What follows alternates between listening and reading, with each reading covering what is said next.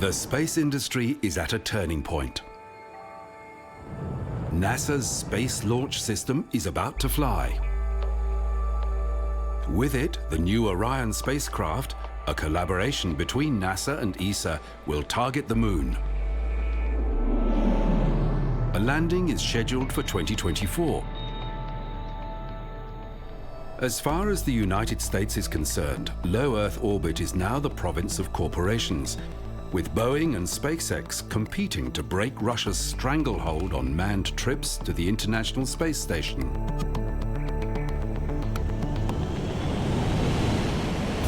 New technology is cutting costs and increasing launch frequency, with complex satellites being so small they can be deployed in new ways.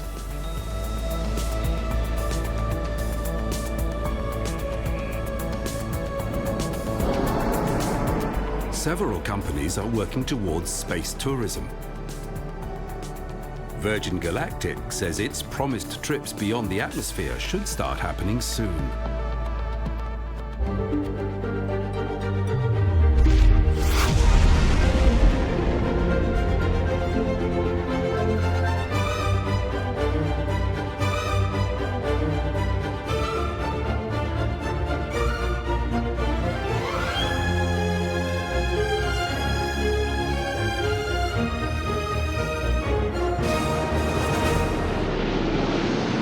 Since the retirement of the shuttle in 2011, space science has shifted focus to research carried out on the International Space Station and to robotic missions in deep space.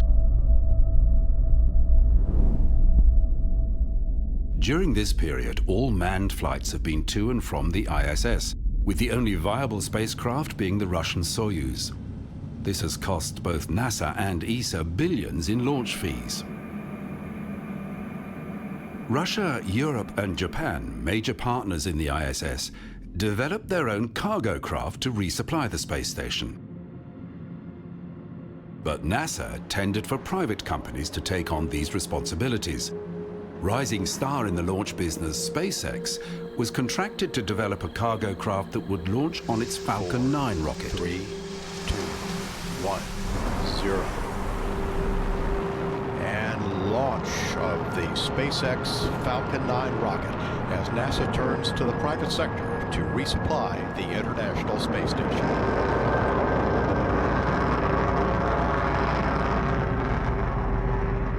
A second aerospace business, Orbital Sciences Corporation, now Orbital ATK, signed a contract for similar hardware and services. NASA is developing its own launch system and the Orion spacecraft, but it's designed for missions far more ambitious than resupplying the ISS. America's activity in low Earth orbit is being reallocated to the commercial sector, and NASA is helping with technology transfers. Agency administrators want two completely different systems, giving the space agency what they call dissimilar redundancy.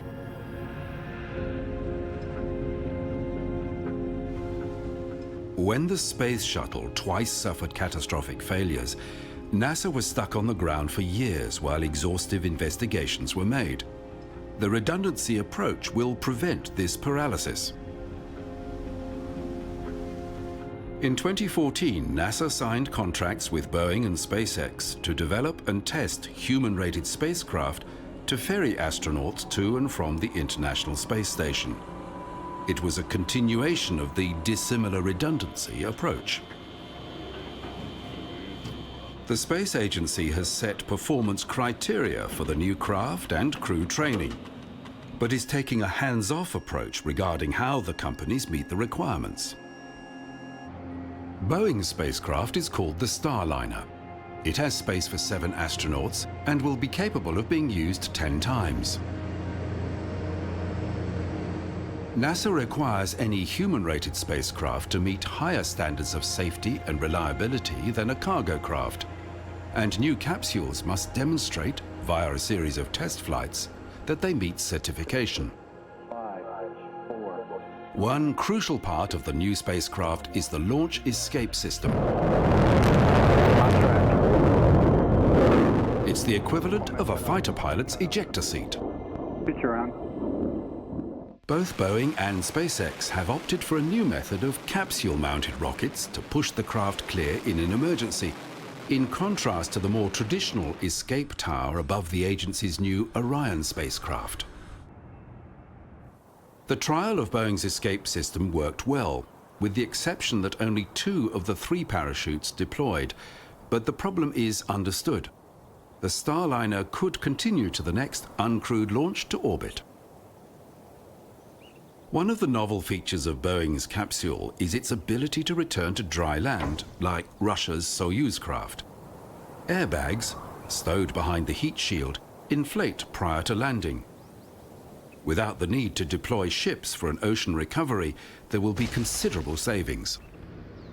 Though the capsule can fly on the Delta IV, the Falcon 9, and the yet-to-be-flown Vulcan, initial testing of the spacecraft has been with the Atlas V launcher.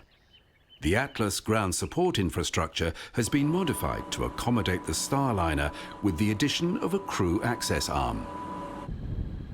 The Starliner made its first unmanned test flight in December 2019. Its destination was the ISS.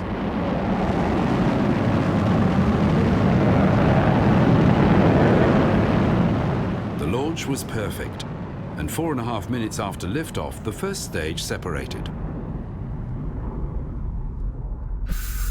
Next, the boost protect covers and the aeroskirt were jettisoned, and the Centaur upper stage burned for a further 7 minutes, following the course parameters perfectly. After separation, the capsule was in a suborbital trajectory, selected because it allowed a safe path back to the ground in case of a malfunction during the boost phase. To achieve the correct orbit, the craft was required to fire its 4 attitude and orbital maneuvering thrusters 31 minutes after liftoff. However, the Starliner's sequence clock was incorrect, and the orbit insertion burn did not happen. Ground control was able to salvage parts of the mission, but the craft was not able to reach the International Space Station. This setback will delay the Starliner's first mission carrying astronauts.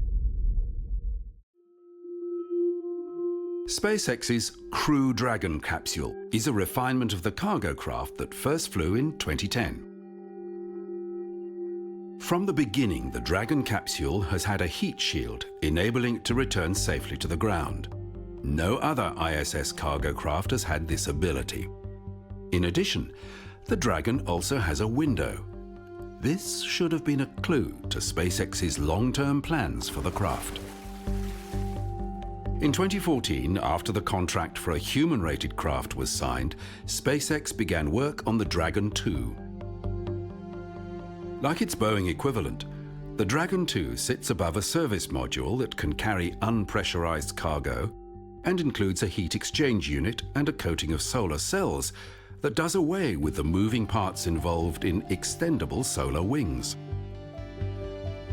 The Dragon II can accommodate 7 astronauts, though NASA has said it will generally only send 4 people at a time. Control interface is via a touchscreen. Cape Canaveral's Launch Complex 39A has been equipped with a crew access arm, and in March 2019, in a flight known as Demo 1, the unmanned craft made its first spaceflight. The Dragon carried a dummy astronaut, wired with sensors to monitor G-forces, and a small delivery of equipment for the ISS. The launch and the phasing maneuvers to align its orbit with the ISS were all correctly executed.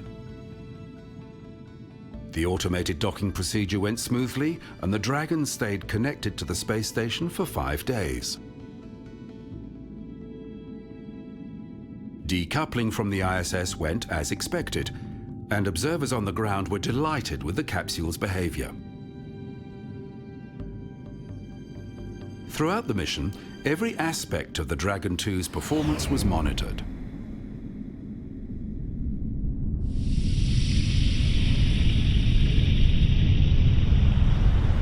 The craft's return to Earth was faultless, and the recovered capsule would be reused for the one remaining uncrewed flight test. SpaceX planned to use new capsules for manned flights and then recycle the craft for cargo use. Confident planners at SpaceX and NASA were looking toward the first crewed flight. The final certification test was an in-flight simulation of a booster failure that would monitor the Dragon's launch escape system. But before that, the craft's Super Draco engines, used in mission aborts, needed retesting. This was considered routine and had been carried out many times.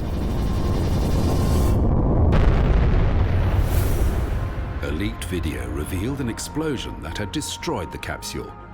The problem was not engine failure, but a faulty valve. The flight test of the Dragon 2's escape system eventually happened early in 2020. But just as with the Boeing capsule, which was also well behind schedule, the explosion and the inquiry that followed were another unwelcome delay. 2, 1, 0. Ignition.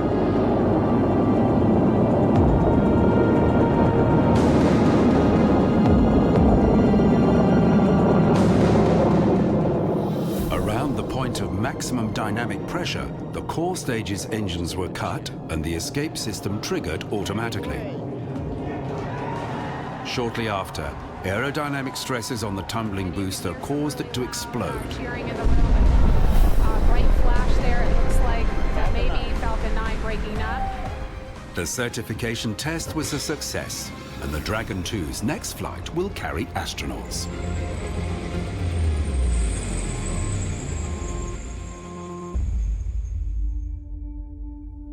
But there is another spacecraft in development that's worth mentioning.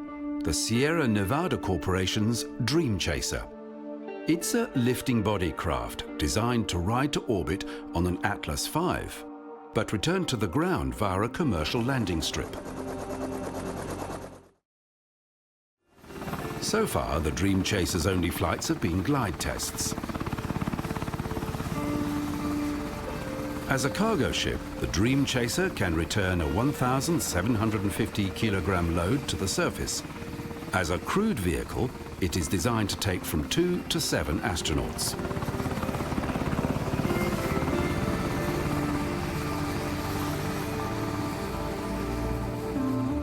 The European Space Agency has shown interest in the craft, with the possibility of launching European astronauts atop of French Ariane. The craft will use the bipropellants methane and hydrogen tetroxide for on-orbit maneuvers, doing away with the highly toxic hydrazine.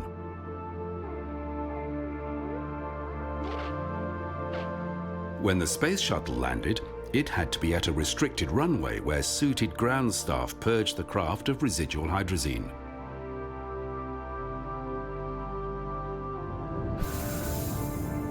Originally in the running for a NASA contract for ferrying astronauts to the ISS, it missed out because Sierra Nevada could not comply with NASA's 2017 deadline for crewed missions. The favored contractors, Boeing and SpaceX, both failed to meet that same deadline. But the Dream Chaser has a contract for cargo missions to the ISS, and an expendable cargo module known as Shooting Star is being developed. The company still plans a human-rated version of the Dream Chaser, but it's unclear when the craft will fly. Discover the past with exclusive history documentaries and ad-free podcasts presented by world-renowned historians, all from History Hit. Watch them on your smart TV or on the go with your mobile device. Download the app now to explore everything, from the wonders of ancient Pompeii and the mystery of the princes in the tower, to the life of Anne Boleyn and D-Day. Sign up via the link in the description. 5, 4, 3, 2, 1. Burn hole! Burn hole!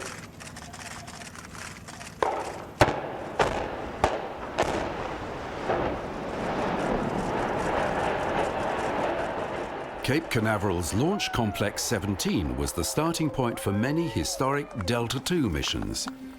Since the demise of the space shuttle, NASA infrastructure from the earliest days of spaceflight has been eliminated. Since the heady days of the space race, NASA's budget has been steadily trending downward, and various launch sites have been given over to the private sector. While NASA has been overseeing the commercial craft that will continue to service the research work carried out on the ISS, its sharpest focus has been on the new Orion spacecraft and the giant space launch system that will boost it to orbit. After its establishment in 1958, the agency's challenge had been to master space technology and then to reach the moon. But since then, the exploration side of NASA's charter has been achieved by robotic missions. Now, a new plan called Artemis will return to the moon. It relies upon the Orion spacecraft and the SLS. The Space Launch System will be the most powerful rocket yet built. And although the design features the latest technologies, most of its components are derived from the Space Shuttle. The Block 1 version, which will send an unmanned Orion spacecraft to orbit the moon, features a central core that owes much to the shuttle's external tank. At the base of the central core are 4 RS-25 engines. The shuttle had 3 of these engines, and NASA still has 16 left over from the shuttle program. Although the engines remain the same, their control systems have been redesigned. Each one has been exhaustively tested, and when the original batch have been utilized, an upgraded version, the RS-25D, will be available.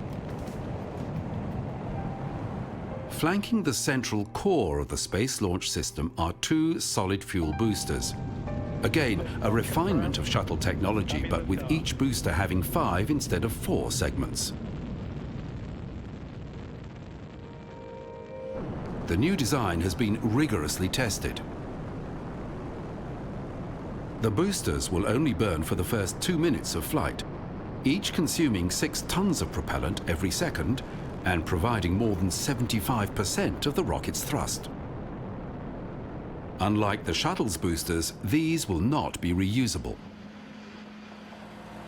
The upper stage for the Block 1 configuration of the Space Launch System is called the Interim Cryogenic Propulsion Stage, the ICPS. It's a stopgap modification of the Delta Cryogenic Second Stage, used with the Delta 3 and 4 launchers.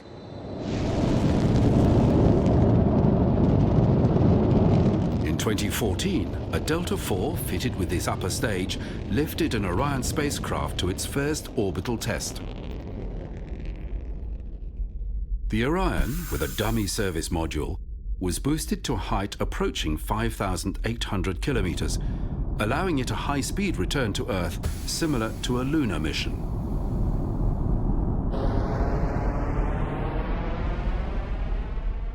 The much larger exploration upper stage was to replace the ICPS for the first crewed mission atop a Block 1B launcher, but design changes have led to delays, and the EUS now won't fly till the 4th Orion mission. The Orion spacecraft itself will comfortably accommodate 4 astronauts for 21 days, with the crew breathing air at atmospheric pressure. The craft is intended for missions beyond Earth orbit. It's designed to integrate with larger modular structures such as habitation modules, specialist landing craft, or the planned lunar gateway. Instrumentation and the control interface are primarily via a touchscreen. The digital control enables weight saving through the absence of wires and switches. The Orion Service Module is the European Space Agency's contribution to the craft. It's derived from the automated transfer vehicle which delivered cargo to the ISS. Oxygen and nitrogen cylinders in the service module supply air. There's a water storage tank, and wastewater is not dumped but recycled. A 4-wing solar array generates 11 kilowatts for battery charging and powering the electrical subsystems. For propulsion and maneuvering, the service module is equipped with a version of the same system used by the Space Shuttle. But like so many aspects of this spacecraft, the system can be easily replaced when alternate models under consideration become available. The third important piece of the Orion craft is the launch abort system, mounted above the capsule.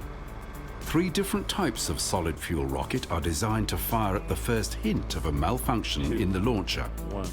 Ignition.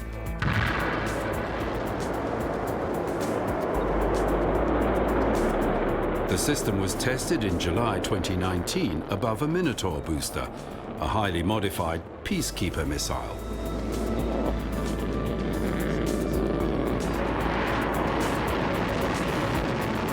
Engineers were delighted with its performance. Launch infrastructure is being upgraded for the SLS, and there's increased activity in preparation for the first test of the big new rocket.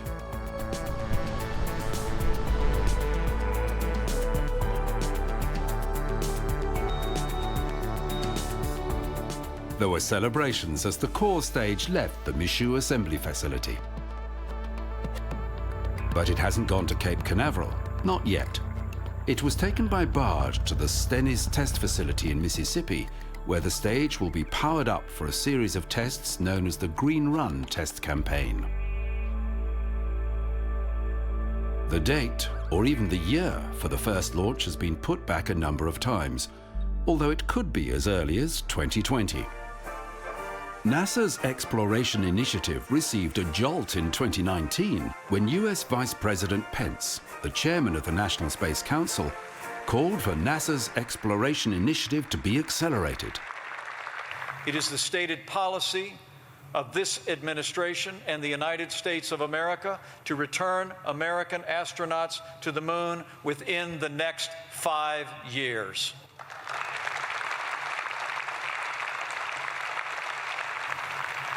And now's come the time for us to make the next giant leap and return American astronauts to the moon, establish a permanent base there, and develop the technologies to take American astronauts to Mars and beyond.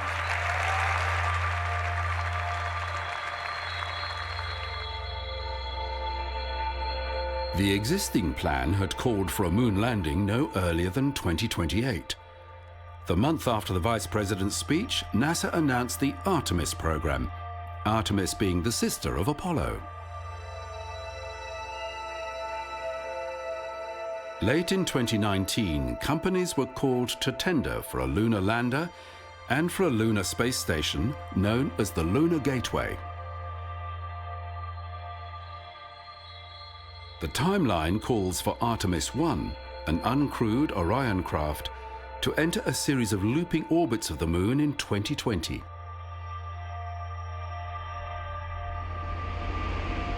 Astronauts are in training for Artemis II, due to launch in 2022.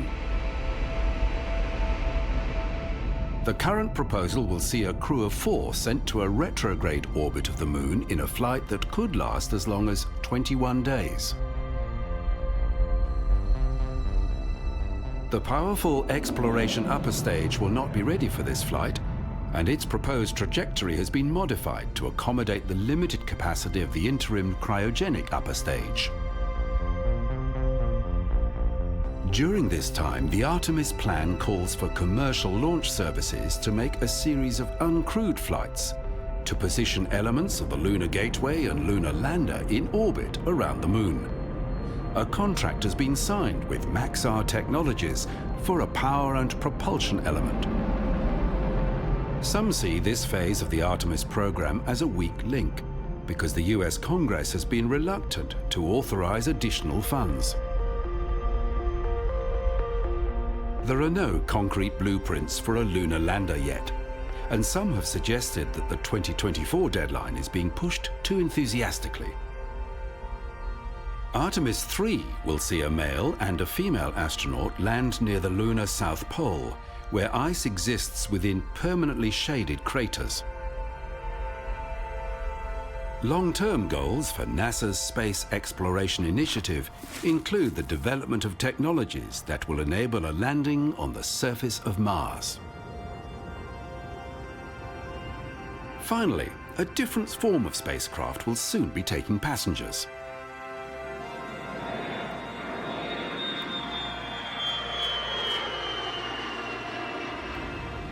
Virgin Galactic will start taking paying customers to space in 2020. Everything about the company's spaceships, Enterprise and Unity, is reusable, and Virgin is building 2 additional spacecraft. Passengers will experience weightlessness for about 6 minutes.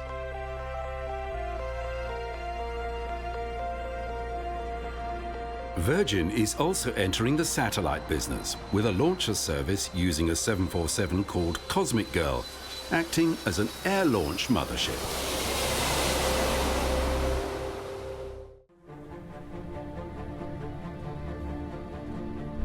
The Earth is our home. Our natural environment results from complex relations between the sun, the oceans, and the atmosphere. The polar ice and the tropical heat represent the extremes of our planet's climate.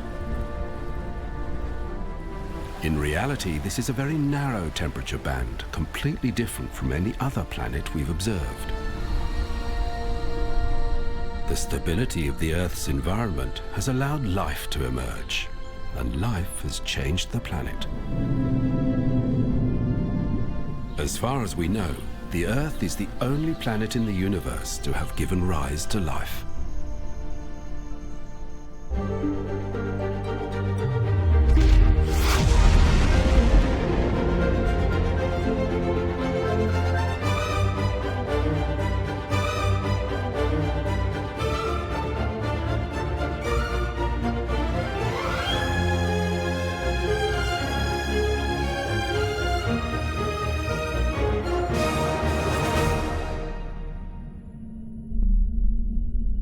The Orion Nebula is a vast cloud of gas and dust in the Orion constellation. It's a place where new stars are being created. As part of the nebula condenses, it separates into clumps. As each clump contracts under its own gravitation, it begins to swirl, flattening into a disk. They're called protoplanetary disks, or proplyds. In the center of a proplyd, as the molecules are squeezed together, a fusion reaction begins and a star ignites. Some proplyds, occurring close to an established star, shine brightly under the influence of their neighbor. While this makes them easier to observe, the glowing gas and dust is being stripped away by the stellar winds from the adjacent star. Dark proplyds, only observable as silhouettes, maintain their surrounding ring of gas and dust.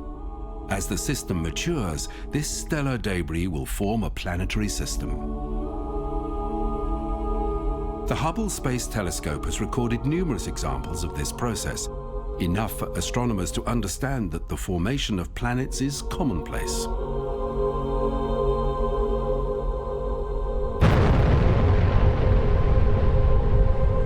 This is how our own sun started its life 4.6 billion years ago. But the planets would take longer to emerge. Small grains within the disk began accreting, forming planetesimals.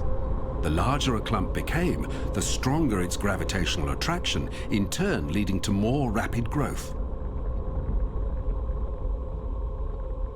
An early version of Jupiter would have been the first to coalesce, completely clearing its orbit.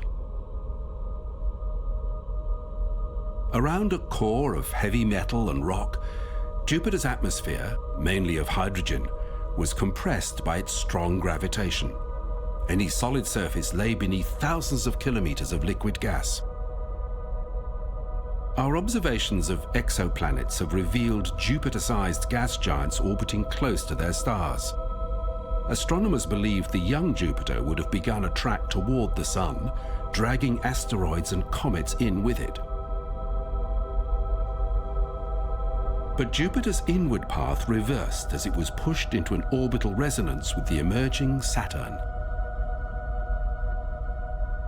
Not all of the objects forming in the early solar system stayed orbiting the Sun. Smaller objects passing a planet would be deflected by the stronger gravitation, or even captured, becoming a moon. It is thought that there were up to 20 smaller planets orbiting in the inner solar system, from which the 4 remaining terrestrial planets were formed. At this time, collisions in the developing planetary system were common, and evidence from the Apollo moon rocks suggest an impact between the early Earth and an ancestor of our moon was important in our planet's evolution.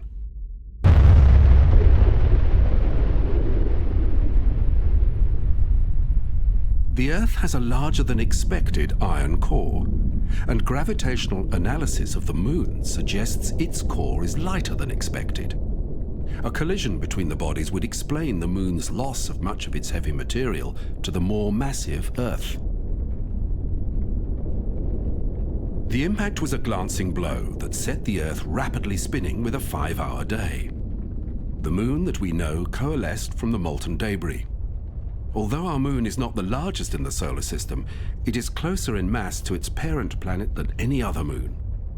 The stabilizing effect that the moon has upon the Earth's rotation is significant.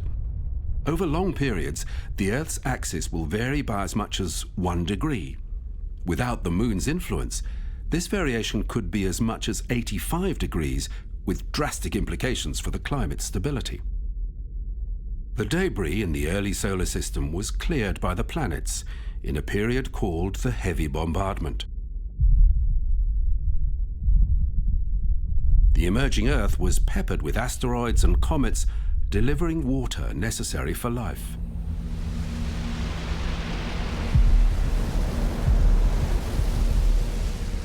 While tectonic forces erased the bombardment scars from Earth, the Moon, which endured the same travails, is still covered with craters. When chaos in the developing solar system settled down, the young Earth was in a unique position. The Earth's distance from the Sun was just right for the abundance of water on the planet to exist in liquid form. As the Moon had drifted away, the planet's rapid rotation had slowed, and the Sun's heat was evenly shared across the surface. The Earth's large metallic core, combined with the planet's rotation, meant that a magnetic field stretched out around the planet, deflecting the charged solar wind and protecting the surface from extremes of solar radiation. In a hostile universe, the Earth was a uniquely benign environment. The geological record shows that around 2.7 billion years ago, oxygen began occurring in the atmosphere.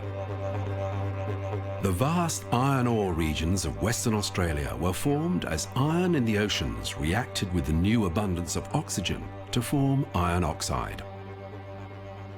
Simple plant life was using the sunlight and carbon dioxide to live, and it produced highly reactive oxygen as a waste product. This enabled more complex life to emerge, building an intricate web of interrelated plants and animals, completely transforming the planet. The change in the atmosphere had other dramatic consequences. Oxygen stripped much of the highly insulating gases from the air, drastically cooling the Earth. A sequence of ice ages began. Though there is an abundance of evidence showing planetary glaciation, punctuated by warm periods, the factors triggering these cycles are complex. Fault lines are clues to the movement of continents, leading to diversions of ocean currents. The effect of volcanic activity on the atmosphere.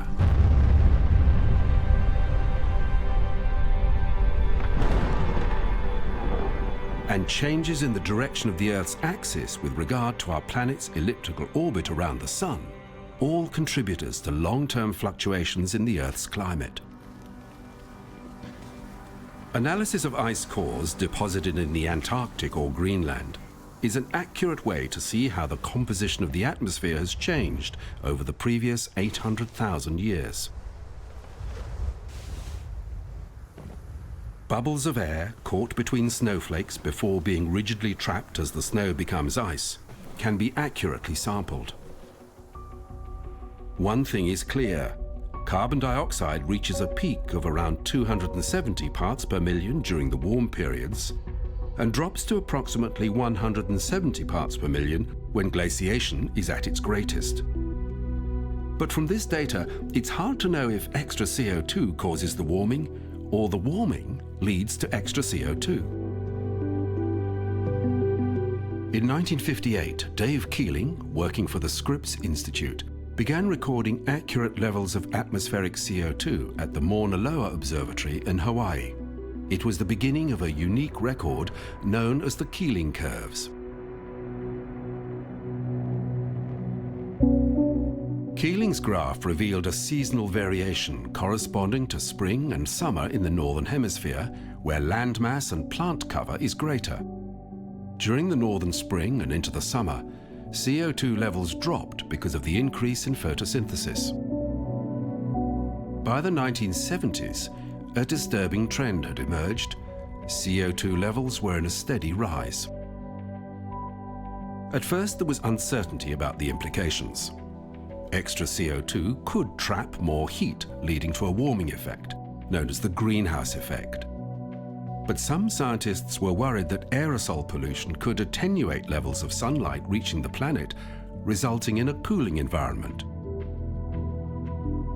As the decades passed, different pieces of evidence were collected.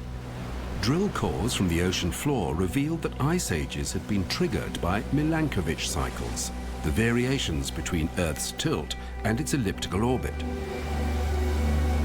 Though these effects were minor, the correlation was obvious. If such a small nudge could alter the climate, perhaps changes in CO2 could as well.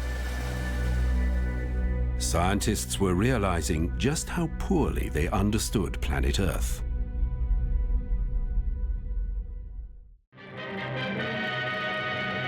A Thor Delta rocket blasts aloft from Cape Canaveral, carrying a robot weatherman into orbit for America's... At the beginning of the space age, scientists were keen to make weather observations from orbit. Launched in 1960, Tyros 1 was the first weather satellite. It was equipped with 2 TV cameras, regularly transmitting images of global cloud patterns. It provided meteorologists with a unique view, and it was followed by improved versions. Because these early satellites were in highly inclined low Earth orbits, the data gathered covered the whole planet, and it was shared across the world. Since 1873, nations had been cooperating on weather prediction via the International Meteorological Organization, which in 1951 became the World Meteorological Organization, an arm of the United Nations headquartered in Geneva.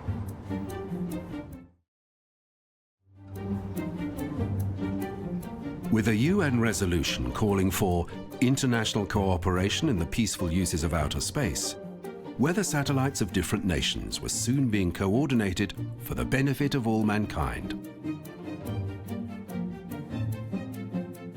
In 1964, the Nimbus program began. The series of 7 satellites included a more sophisticated set of sensors. Nimbus was a testbed for new technologies, and it gathered data about different areas. Along with cloud patterns was information about the atmosphere and sea ice.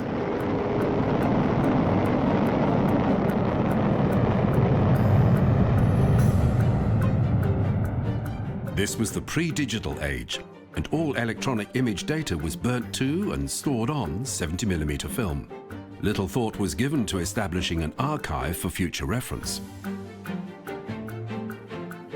The Nimbus program was an early example of Earth observation rather than just a group of weather satellites. And meteorologists started seeing the planet as a complex and interconnected system. Today, a fleet of satellites is in operation, monitoring the atmosphere, the oceans, the ice, the land, and the biosphere. It is now understood that ice, particularly sea ice, plays an important role in the Earth's climate system. polar ice slowly flows to the coasts where it melts, providing a source of cold water that drives the ocean currents responsible for the transfer of heat from the equatorial regions to the poles. These currents also move nutrition, which is important for the survival of life. Global winds also circulate water via clouds, keeping the land moist and able to support vegetation. Plant life in both the oceans and the atmosphere removes CO2 from the air and replenishes the atmospheric oxygen. Both the ice, known as the cryosphere, and the clouds reflect a proportion of the sun's energy back out into space. The extent of the ice and cloud cover are important factors in the Earth's energy budget. As ice melts, it exposes ocean or rock, which absorbs more solar energy. Similarly, cloud cover, or the absence of it, will have an effect upon the land or sea beneath. Vegetation is also an important climate factor, as land plants pump huge amounts of water vapor into the atmosphere. But things are changing. Humanity, simply through weight of numbers, is influencing key elements of the planet's climate system. In 50 years, the Earth's human population has risen from just over 3.5 billion to 7.7 billion today. More people need more resources. And while there have been revolutions in agriculture and in technology, the Earth's reserves are not limitless. In 1979, Europe began launching spacecraft. And while the new Earth observation satellites were revealing changes, scientists were reluctant to reach conclusions about long-term trends. They understood that there was a certain amount of variability in the planet's climate cycle. And though climate science knew about the steady rise in atmospheric CO2 revealed by the Keeling curve, researchers were looking for additional, solid evidence that change caused by human activity was happening. Since 1913, spectroscopy had revealed that a layer of ozone in the stratosphere blocked harmful UV sunlight from reaching the ground. In 1974, Mario Molina, a postdoctoral fellow working on hot atom chemistry, published a paper suggesting that the family of industrial chemicals known as chlorofluorocarbons, or CFCs, could damage the ozone layer. In the 1980s, meteorologists working in Antarctica found the evidence. The polar vortex above the southern continent concentrates the CFCs in the stratosphere. Mother-of-pearl clouds in the polar skies contain ice crystals which, in combination with ultraviolet, split chlorine from the CFC molecule. Each chlorine atom can break down over 100,000 ozone molecules. A large area centered over Antarctica showed almost no ozone. It became known as the hole in the ozone layer. The United Nations began talks aimed at limiting the production of CFCs, and in 1989, an international treaty, known as the Montreal Protocol, capped the production of CFCs and ultimately resulted in a 10-year phase-out of CFC production. All countries signed the agreement, and the Montreal Protocol is seen as a model of international cooperation. In the 1980s, an upward trend in global temperature averages was becoming clear, and a scientific consensus emerged that the burning of fossil fuels was altering the balance of gases in the atmosphere. Most of our planet's fresh water is locked in the polar ice caps. 61% of this ice covers the Antarctic continent. In the north, Greenland is also covered by an ice sheet. There is no landmass at the North Pole, but a large area of sea ice grows and shrinks with the seasons. Seasonal sea ice also fringes Greenland and Antarctica. Ice shelves are a third manifestation of polar ice. These are thick layers of ice that extend into the ocean from the mouths of glaciers. periodically icebergs will break away from these regions. These areas are important to the circulation of global winds and ocean currents. And since 2002, NASA has tracked the prevalence of water in general and ice in particular via the GRACE satellites, which were recently replaced by a similar pair of GRACE follow-on satellites. The two follow the same orbit, and minute changes in the Earth's gravitational field will cause them to change speed, with a variation in the distance between them.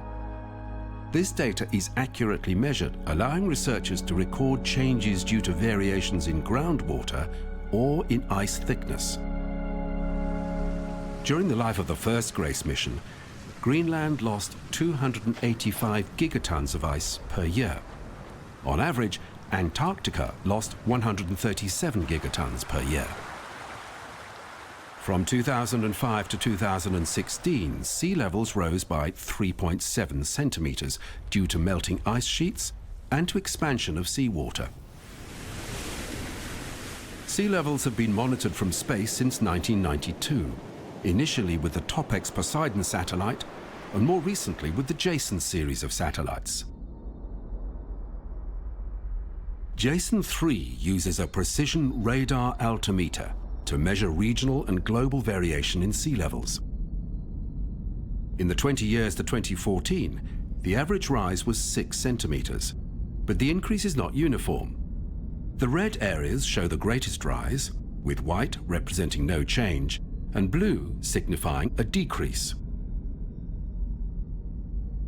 The unevenness of the sea surface is due to a complex interaction between ocean currents, the Earth's spin, and the topography of the ocean floor. All these factors must be accounted for to arrive at a baseline against which to measure changes.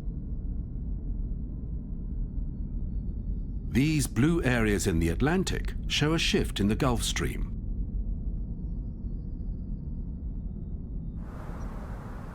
The Camargue region of southern France is a low-lying area at the delta of the Rhône River. In the 1980s, a seawall was built to prevent the encroaching Mediterranean. Over the last 30 years, the coastline here has been pushed back by several hundred meters.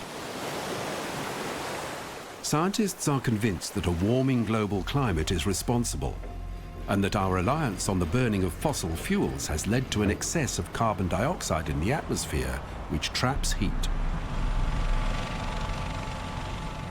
93% of this heat has been taken up by the oceans. Data from the Argo network of ocean buoys shows an average warming of 0.9 of a degree Celsius since the 1950s.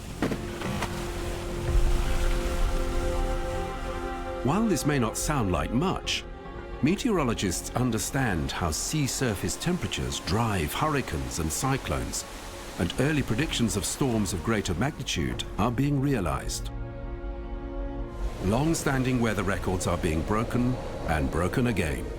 In 2017, NASA, NOAA, and the UK Met Office all agreed that 2016 had been the hottest year on record. Globally, 16 of the 17 hottest years have all occurred since the year 2000. Both NASA and ESA have been monitoring the distribution and concentrations of CO2 in the atmosphere since 1992. This visualization from data collected in 2006 shows the yearly fluctuations of carbon dioxide and carbon monoxide. While most CO2 emanates from the populous northern hemisphere, seasonal fires in Africa, Australia, and South America generate much of the carbon monoxide. Prolonged droughts and more severe forest fires are another aspect accompanying increased levels of atmospheric CO2 that are currently unfolding. Such events inject a huge pulse of greenhouse gases into the atmosphere, magnifying the problem. The European Space Agency's Copernicus program, with its Sentinel Earth observation satellites, has committed to making information about the changing climate freely available to policymakers, businesses, and research institutions. Josef Aschbacher is ESA's Director of Earth Observation Programs. What you see here on this graph is the CO2 concentrations of the atmosphere over the last 800,000 years. And you see that these values are going up and down in different phases. You see on the blue lines here are indicating ice ages, and the orange lines here are indicating periods between ice ages or periods where it's much warmer. But you also see that over the last 800,000 years, the value was always below 300 parts per million, and suddenly, since the last century, it goes up very steep towards 400 parts per million or even beyond. Distinguished delegates, The recent climate summit, COP25, held in Madrid, made little progress toward an international agreement to cut greenhouse gas emissions.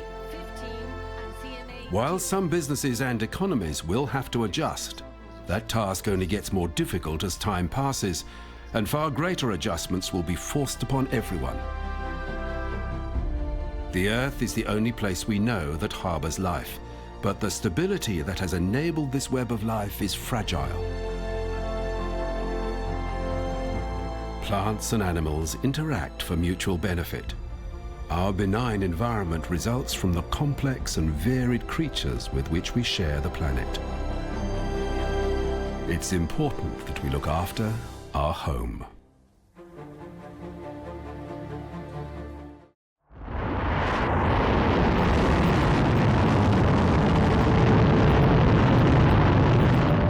From the moment a rocket lifts off, it is tracked and monitored.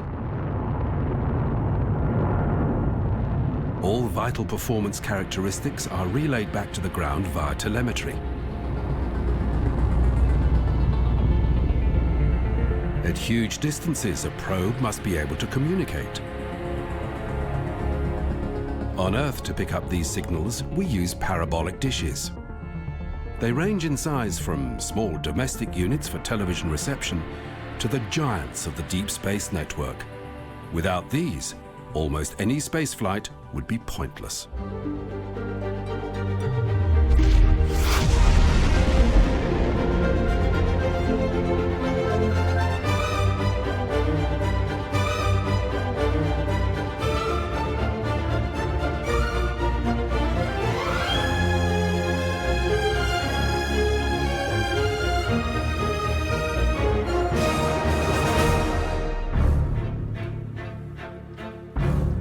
The very first artificial satellite, Sputnik, was designed with 4 whip antennas and 2 radio transmitters.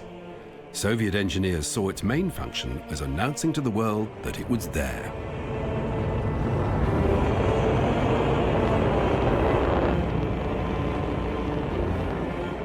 It transmitted a continuing series of beeps. Ham radio operators around the world could detect the signal. Very few realized that the beeps varied in duration according to the temperature and pressure within the sphere. The signals could also be analyzed for clues to the ionosphere's electron density.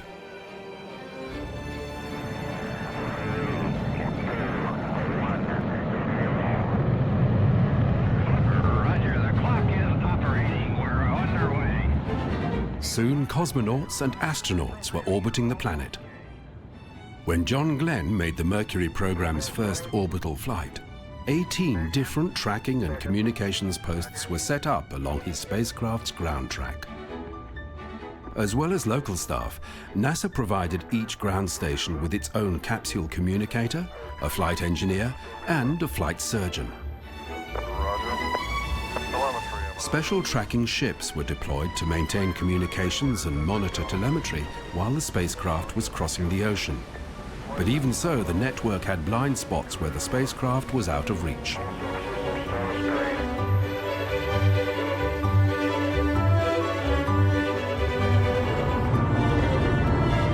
For the Soviets, communication was even more difficult. During their early space flights, there were no tracking ships, and their terrestrial stations were all in the Soviet Union.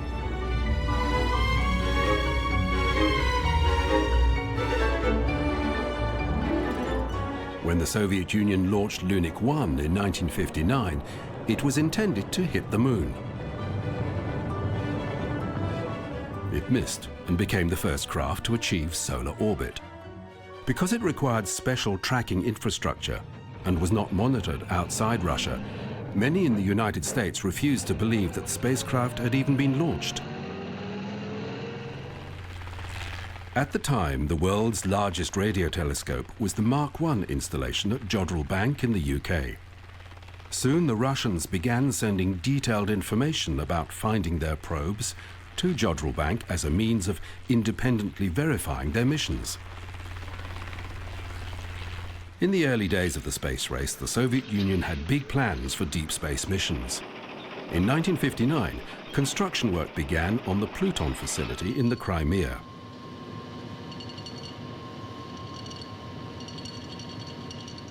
Though the Soviets did not enjoy the financial resources of the United States, they were not lacking in enterprise. The Pluton receiver consisted of 8 dish antennas welded onto pieces from the hulls of 2 war surplus submarines. They were mounted on a steerable frame made from the truss work of a railway bridge. To point the dishes with accuracy, the designer, Evgeny Gubenko, employed the mechanism from the gun turret of a scrapped battleship.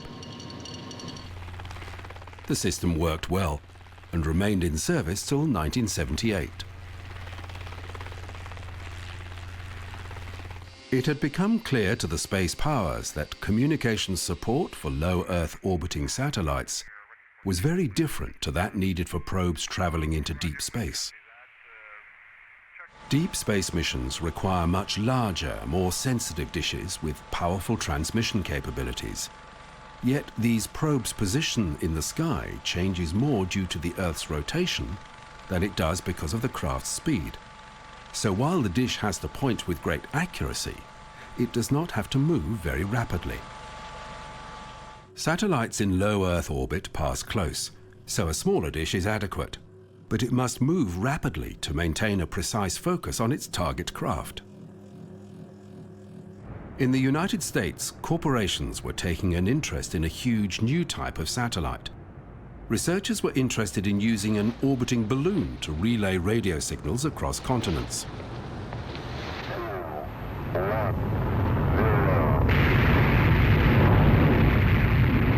Project Echo launched its first inflatable satellite in 1960.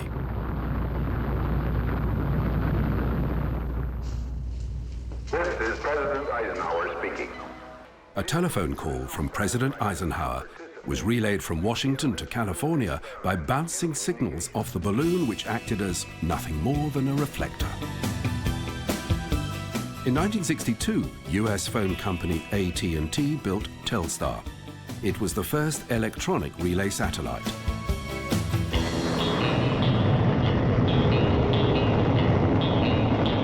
Launched by NASA in July 1962, Telstar was the first commercially funded satellite. Europeans tuning in to see President Kennedy got baseball and then the presidential press conference. I understand that part of today's press conference is being relayed by the Telstar communications satellite. Then French singer Yves Montand sang a song to the US.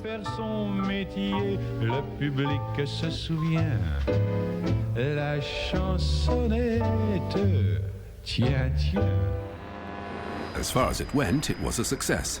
But Telstar's low orbit meant it was only available for 20 minutes every 2.5 hours, and Telstar's life was cut short as a result of the Cold War. Both the Soviet Union and the United States had been detonating thermonuclear weapons above the atmosphere to determine whether this was a viable anti-missile strategy.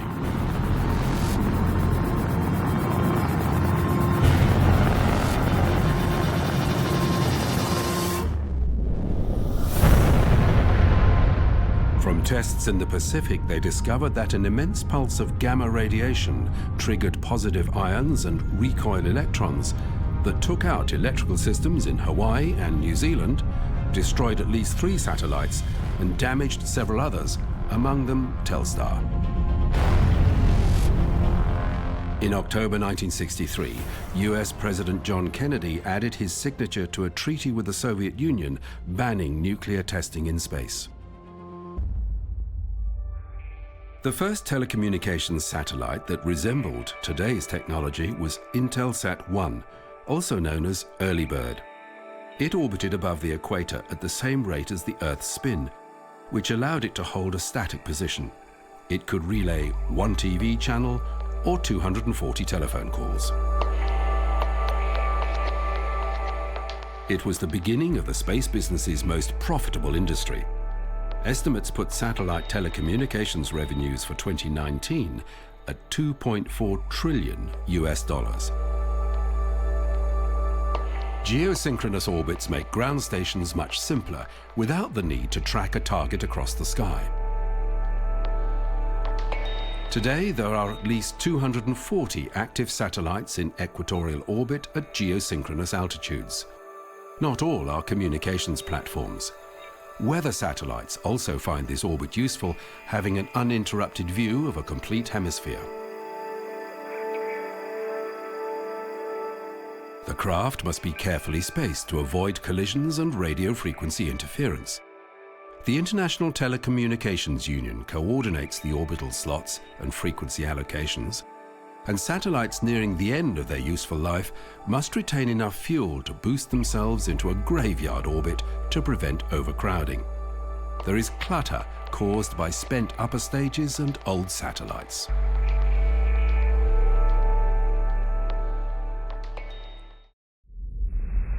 Another highly specialized group of communications satellites is also stationed in geosynchronous orbit.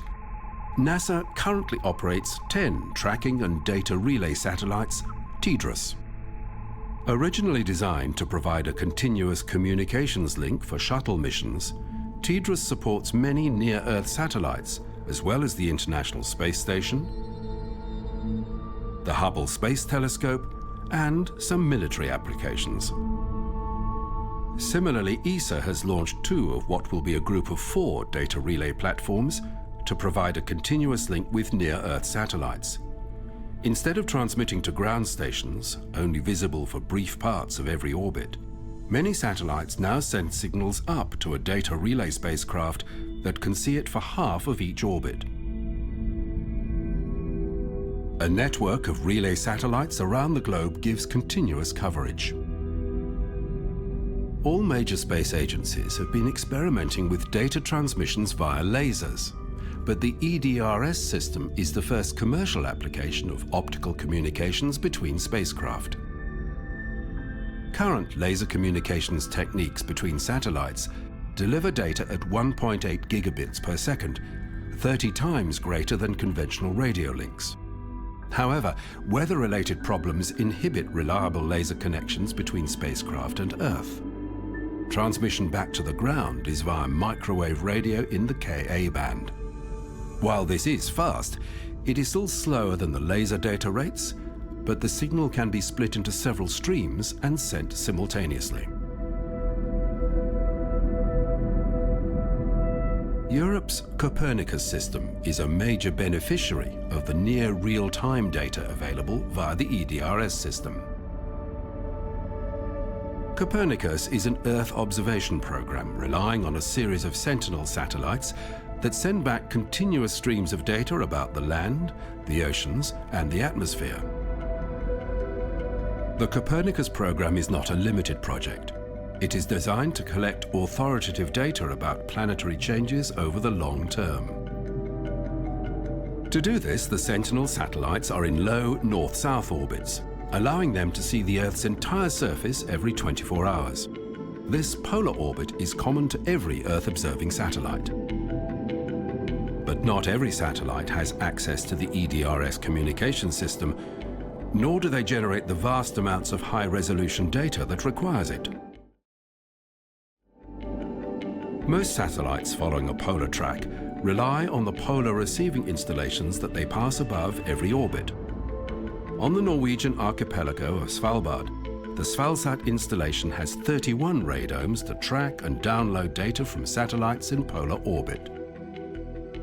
To relay the information to the outside world, twin fiber optic cables, each handling 10 gigabits per second, connect Svalbard to the Norwegian mainland. Koenigsberg, the company that operates the facility for the Norwegian government, runs a smaller station in Antarctica. There are close to 1,900 operational satellites in Earth orbit, with a further 3,000 still orbiting as space junk. But there are as many as 20,000 fragments from spent boosters and debris from collisions that must be tracked. Operational satellites are routinely moved when an object approaches on a dangerous course. If this picture appears crowded, it is about to become a lot more complex. The US Federal Communications Commission recently gave rocket company SpaceX approval to launch 12,000 new satellites for its Starlink broadband internet service.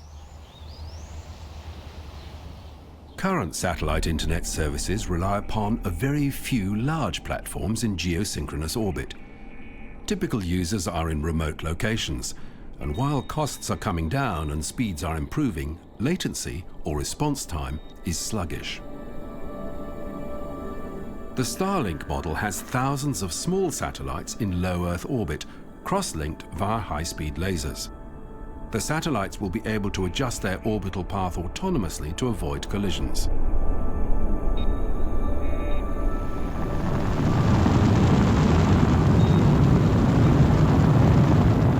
The company launched its first batch of test satellites in May 2019.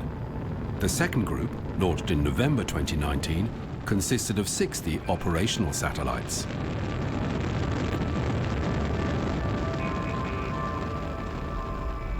For one company to increase the number of functioning spacecraft by a factor of 6, cost is critical.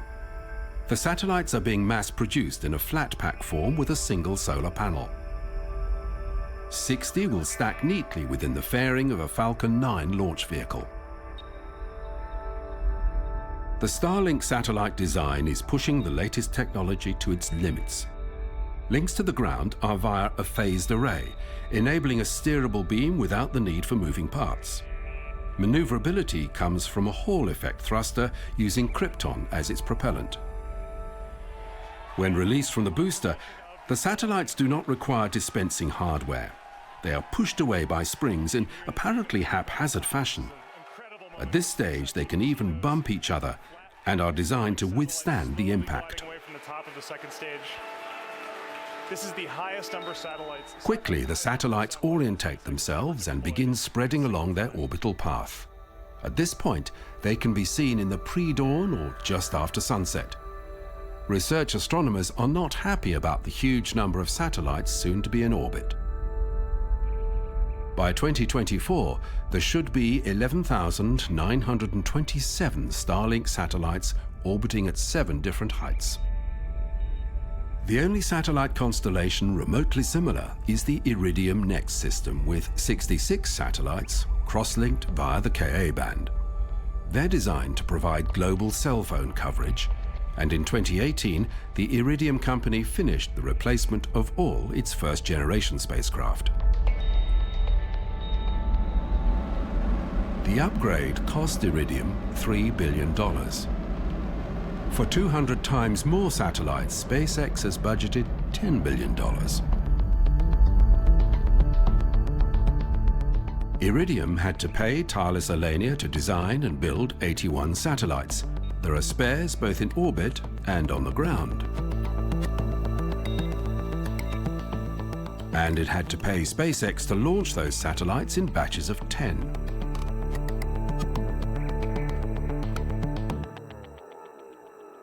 With Starlink, the company will take advantage of its own drive to reduce expensive launch services.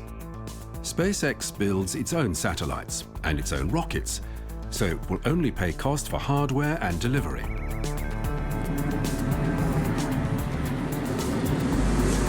Recovery of first-stage boosters is now routine, which takes a large chunk out of launch costs. And the protective fairings, always regarded as throwaway items, are now fitted with steerable parachutes for retrieval and reuse, saving a further $5 million per flight.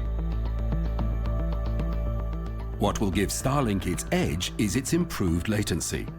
In most cases, the system should give even better latency figures than fiber optic connections on the ground, let alone the half-second delay built into systems that send signals 35,000 kilometers up to and back from geosynchronous platforms.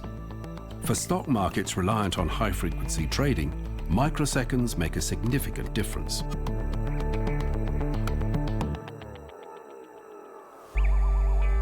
SpaceX believes people around the world will want the service. OneWeb and Amazon's Project Kuiper have announced plans to develop their own low Earth orbiting broadband systems. But with just the smallest fraction of the Starlink constellation in orbit, astronomers are starting to worry.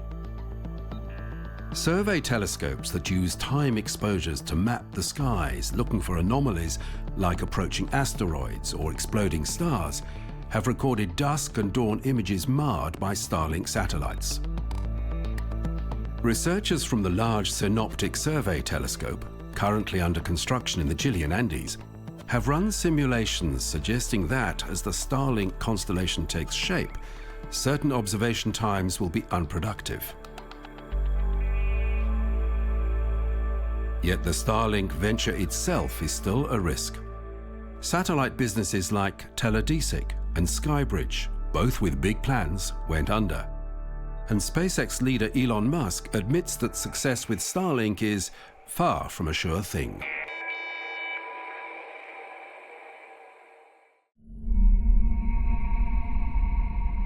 Communications with very distant exploratory spacecraft are governed by different parameters. The New Horizons probe, launched in 2006, is equipped with the most advanced digital technology ever to reach deep space. While its primary target was the dwarf planet Pluto, it passed Jupiter in 2007 for a gravitational boost to its speed. At Jupiter, a mere 2.3 billion kilometers from Earth, it transmitted images at 38 kilobits per second. That's slightly slower than an old acoustic telephone modem. At these distances, signal strength from New Horizons was weak, and only the 35 and 70-meter dishes in NASA's Deep Space Network were useful receivers. Even so, the data rate was slowed to deliver a coherent signal. Sending commands to the spacecraft is an exacting process. All instruction code is thoroughly reviewed by different teams before being tested on a simulator. Only then are they sent to the spacecraft. Because the environment around Pluto was so poorly understood, controllers on the ground relied on preliminary images returned by the spacecraft to make a hazard search. Distant encounter observations commenced 7 months before its close pass. As New Horizons approached Pluto in 2015, it had at least 16 different science objectives, along with spacecraft control and data management procedures, all pre-programmed. There could be no last-minute corrections. The spacecraft was traveling at more than 49,000 kilometers per hour, and signals from Earth took close to 4.5 hours to reach the New Horizons probe.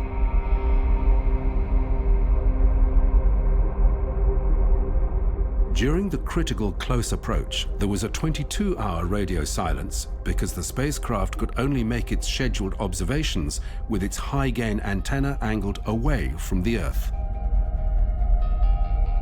Everything was committed to the 8 gigabytes of storage in the primary data recorder. To retrieve that data took 16 months. At a distance of 4.7 billion kilometers, the New Horizon data rates were down to 2 kilobits per second. Only the 70-meter dishes in NASA's Deep Space Network could detect the signal, and they could not work exclusively with New Horizons. New Horizons kept going into the icy debris field known as the Kuiper Belt. Even as it was still transmitting data from its Pluto encounter, engineers on the ground formulated a series of course adjustments that would take it past object MU-69. The first time a probe was targeted at a body unknown when the craft was launched.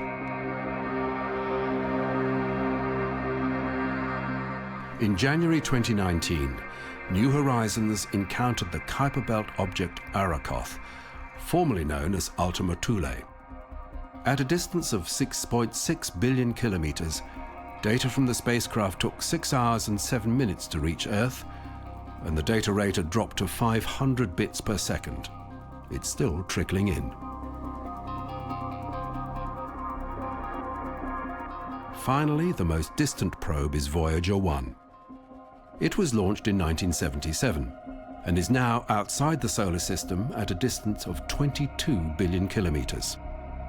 The probe transmits data as it is registered, and the Deep Space Network tries to gather at least 16 hours per day of the data stream that comes in at 160 bits per minute. This is roughly equivalent to a telegrapher sending Morse code.